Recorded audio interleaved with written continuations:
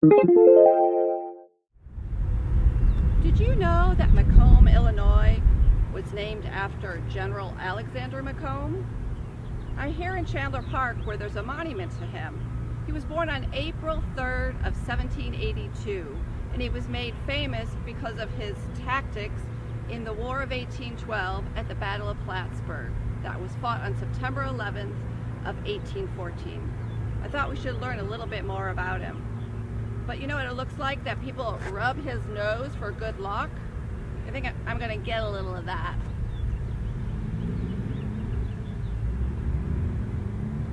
All right, we're good to go.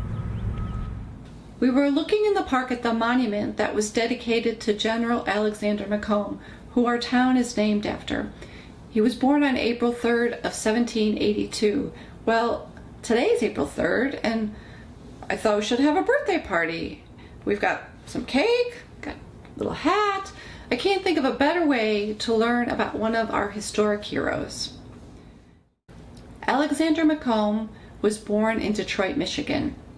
He moves to New York State with his family, and at the age of 16, he decides the military is going to be his profession and enlists with a local militia.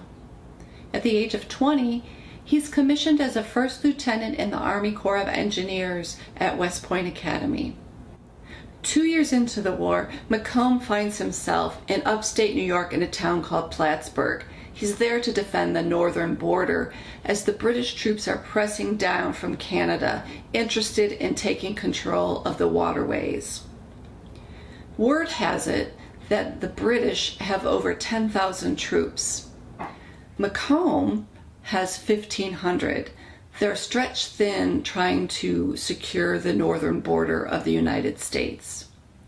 Macomb draws upon his training in the Army Corps of Engineers and comes up with a clever tactic of changing the roads and obscuring the real roads to the forts. This not only slows down the British coming into Plattsburgh, but also makes them sort of sitting ducks for his riflemen to pick off. General Macomb was only 32 years of age during the Battle of Plattsburgh. He was well liked by his troops and they were very loyal to him. One scout reported that when he came with some news for the general and asked where he was, they said he was over digging trenches with the rest of the men.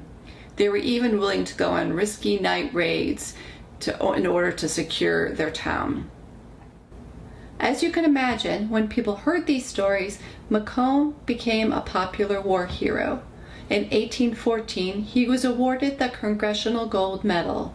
And when the war ended in 1815, he decides to continue to serve the country in the military.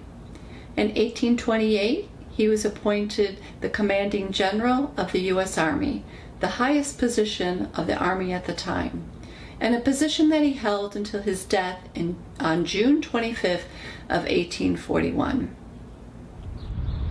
For his bravery and clever tactics, General Macomb received a Congressional Medal of Honor.